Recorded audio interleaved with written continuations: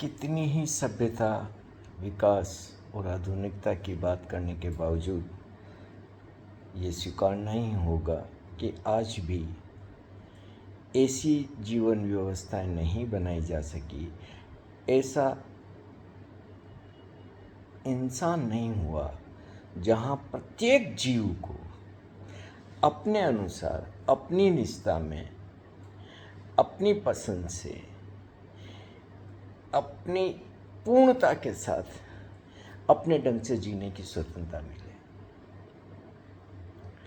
सामान्यतया जो बलशाली होते हैं या बहुसंख्यक होते हैं या किसी भी तरीके का किसी के पास में ज़्यादा शक्ति होती है तो वे कमज़ोरों पर अपने को थोपते हैं। वो अल्प मतों पर, अल्पसंख्यकों पर अपनी बातों को, अपनी मान्यताओं को, अपने विचारों को, अपने संस्कारों को, अपने सोच को थोपते हैं। उन्हें उन दूसरों की निष्ठा का कोई सम्मान नहीं। यह भी एक हिंसा है। किसी की भी निष्ठा में नाहक प्रवेश करना यह अमानवीय है। अब बात करते हैं समलैंगिकों की। पहली तो बात, ज्ञात मनुष्य जाति में समलैंगिक हमेशा न से होते आए। अब सब तरीके के लोग या सब तरीके के जीव प्रकृति ने बनाए। अब कोई तोता ये कहे कि मुझे कोई कहे कि तोते को हरा रंग क्यों बनाया, कौवे को काले रंग का क्यों बनाया, कि शेर को ऐसा क्यों बनाया कि वो किसी को मार के खाता है।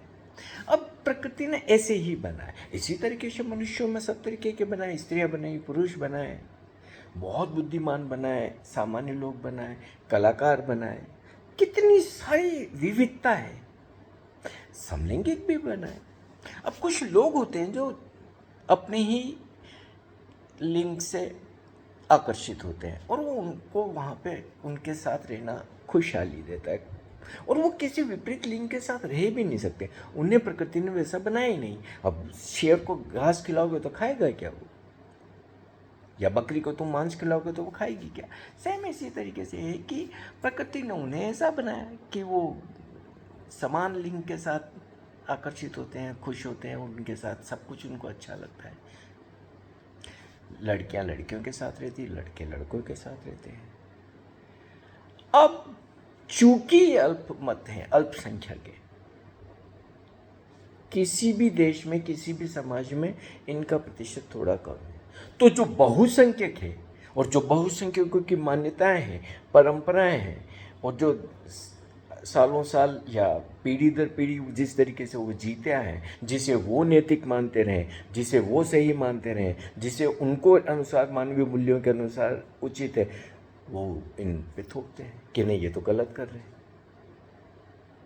अब ये सिर्फ बहुसंख्यकों की एक बड़ी ताकत ये है जो कह रही कि वो गलत कर रहे हैं। वो चाहे कम संख्या में हो, वो उतने सक्षम ना हो, लेकिन वो गलत कैसे हो गए? गलत तो वो जरा भी नहीं हुए, उन्हें प्रकृति ने वैसा ही बनाया। तो उनको अपनी निष्ठा में, अपनी पसंद के अनुसार वो जैसा जीना चाहे उसका अधिकार तो उन्हें मिलना ही चाहिए ना। ये होते कौन है दूसरे लोग जो उनकी छाती पे चढ़ जाते हैं, जी नहीं जी आप गलत कर रहे हो। तो एक अच्छा समाज, एक स्वस्थ समाज, एक अच्छा इंसान, एक अच्छी इंसानियत सबके जीवन को स्वीकारेगी, सबकी निष्ठा का सम्मान करेगी। जिस समाज व्यवस्था में किसी की भी निष्ठा का अपमान होता है वो समाज व्यवस्था अच्छी नहीं है। आप किसी का मूल्यांकन करके उसकी बुराई करो या उसकी कमी निकालो या उसकी निंदा करो, ये अधिकार आपको किसी ने नहीं दिया। ये कतई नहीं होना चाहिए। अपनी ढंग से हर व्यक्ति जीने को पूरी तरीके से स्वतंत्र है। उसे प्रकृति ने, उसे परमात्मा ने, उसे अस्तित्व ने यह अधिकार दिया है। बीच में कौन दूसरे आते हैं? अब होता क्या है कि जहाँ तक दो लोगों के बीच जीने का तो चलो ठीक है, अब समाज में उन्हें अच्छा नहीं माना जाता है, नाते रिश्तेदारों में उनका अपमान होता है तो उनको छुपाना पड़ता है, उनको हर तरीके की चीज़ों का ध्यान रखना पड़ता है। अब ये तो नाहक की परेशानी आ गई ना भाई। पश्चिम में निश्चित ऐसे देश बन गए जहाँ पर इनको बहुत सम्मान के साथ स्वीकार लिया गया है, कोई उनका मूल्यांकन नहीं करता है। परिवार, नाते, रिश्तेदार, समाज में सबका उनका सम्मान होता है, उनको बुलाया जाता है और ये स्वीकार है ठीक है ये लोग इस तरीके से रहे। अभी लेकिन हमारा देश में और हमारे समाज में बहुत पुरातन सोच है। अभी हम कितनी ही आधुनिकता के बावजूद बहुत पुरानी जो हमारे अंदर पड़ी हुई है गहरी आदतें और संस्कार, उनसे हम बाहर नहीं आ पाते। हालांकि भारतीय शास्त्रों में या भारतीय पुरातन समय में इसको कोई बहुत निंदा की दृष्टि से तो नहीं देखा गया है, लेकिन उसकी परवाह कौन करे, जिसने जैसा नियम बना लिया। उसके बाद फिर संविधान बने, कानून बने। अब संविधान बने और कानून बनने में भी उन लोगों की तरफ, ये समलैंगिकों की तरफ उतना विचार, उतनी ईमानदारी से विचार ही नहीं हुआ। लेकिन निश्चित रूप से समय के साथ न्यायालय आया, समय के साथ सोचने विचारने वाले लोग आए और इस दिशा में काफ़ी अच्छा काम हुआ, काफ़ी अच्छे निर्णय लिए गए और काफ़ी अच्छे तरीके से समलैंगिकों को अधिकार दिए गए। और फिर निश्चित ही आज बड़े शहरों में और जो बड़ी समझ के लोग हैं, जो बहुत ज़्यादा प्रौढ़ हैं, परिपक्व हैं, वो स्वीकार हैं और इसी तरीके से अब उतना भी वहाँ पर छिपाने की ज़रूरत नहीं पड़ती है, स्वीकारा जाता है ठीक है यार इस तरीके के ये एक अलग तरीके का जीवन है इनका, तो किसी को भी क्या हर्जा होना चाहिए। अब जैसे कि इन दिनों में उन दोनों के समलैंगिक विवाह को लेकर कानून में या कोर्ट में मामला चल रहा है। अब कोर्ट का मामला क्या होगा, कैसे होगा ये नहीं, लेकिन उन लोगों के साथ रहने के, उनके रिश्तों के ऊपर, उनके संबंधों के ऊपर कानून का भी बहुत सारा प्रत्यक्ष अप्रत्यक्ष असर होता है। तो वो अपनी लड़ाई लड़ रहे हैं कि उन्हें विवाह की स्वतंत्रता भी मिले।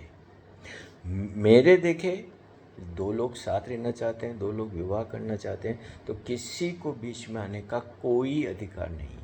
लेकिन कानून की बातें वो चल रही है।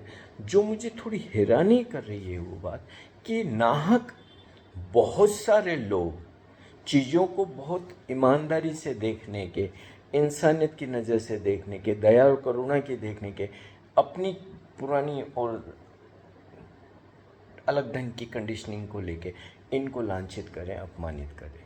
मैंने कहा हैरान रह गया कि आज मैं छोटा सा शहर में रहता हूँ, वहाँ पे भी कुछ महिलाओं के वर्ग ने इस बात का विरोध किया है कहीं जाके कि ये इनको शादी करने की इजाज़त नहीं मिलनी चाहिए और इस तरीके की बातें हो रही है। अरे ये तो अगर मान लो कि इसका ठीक उल्टा इस तरीके से सोचा जाए कि समलैंगिकों का बहुसंख्यक होती है और वो बहुत बड़ी तादाद में होते हैं, जैसे कि विपरीत लिंग के लोगों की काफ़ी शुरू से ज़्यादा संख्या रही और वही समाज स्वीकृत रही पूरी दुनिया में। अगर समलैंगिक होते और उसमें कोई होता जो कि विपरीत लिंग की तरफ जाता तो उसको भी ऐसी ही परेशानियां देखनी पड़ती, उसको अपमानित किया जाता, उसको लांछित किया जाता, उसको साथ रहने से रोका जाता, उनको विवाह करने से रोका जाता। तब ऐसे ही महिलाओं के जुड़ जाते जी नहीं जी ये विपरीत कहाँ जा रहे हैं, ये तो गलत हो रहा है, इससे स्त्री के साथ रहे, पुरुष पुरुष के साथ रहे, यही एकदम से ठीक है। तो ये सिर्फ इस तरीके की स्थिति परिस्थिति कर सकती है। किसी को बीच में कोई अल्पमत है या कम संख्या में या कमजोर, इसका मतलब नहीं कि बहुसंख्यक को और शक्तिशाली को अधिकार मिल जाता है कि उनको अपने अनुसार जीने के लिए बाध्य किया जाए।